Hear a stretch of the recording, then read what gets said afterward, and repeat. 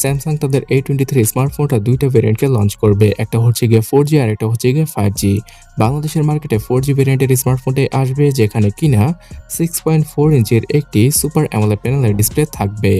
আর এই ফোনটাতে higher refresh রেটের ডিসপ্লেকে ইউজ করতে পারে স্যামসাং।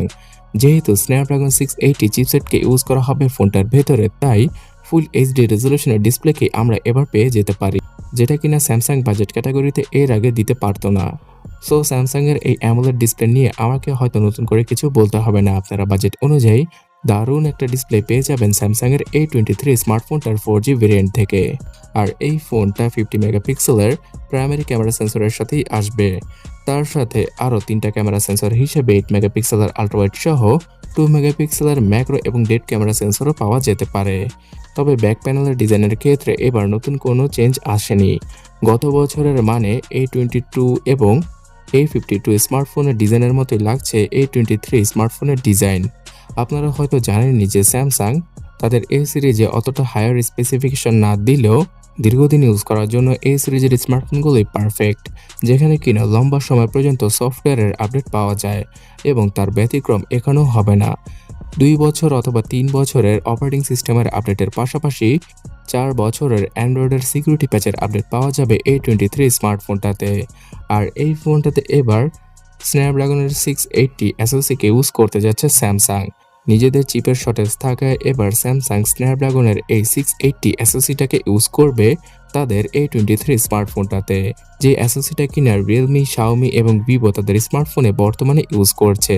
এবং এই চিপসেটটা 6 ন্যানোমিটার আর্কিটেকচারে তৈরি করা একটি অক্টাকোর SoC, যেখানে গেমিংয়ের জন্য বিশেষ কিছু না থাকলেও একটা নর্মাল স্মার্টফোন ইউজ করার জন্য যা কিছু প্রয়োজন সেটাই পাওয়া যাবে এই চিপসেটে। তবে ক্যামেরা সেকশনে 50 মেগাপিক্সেলের কোয়াড রিয়ার ক্যামেরা সেটআপ থাকলেও এখানে 4K ভিডিও রেকর্ডিংকে মিস করতে হবে, বিকজ স্ন্যাপড্রাগন 680 চিপসেটটা দ্বারা এই 4K রেকর্ডিংয়ের সমর্থনটা পাওয়া যাবে না। তাছাড়া সেলফি ক্যামেরা হিসেবে A23 স্মার্টফোনটাতে 13 মেগাপিক্সেলের সেলফি ক্যামেরাকে ইউজ করতে পারে স্যামসাং। ব্যাটারি সেকশনে 5000 mAh ব্যাটারি, তার সাথে 15 ওয়াটের চার্জিং স্পিডকে ইউজ করা হবে এই ফোনটাতে।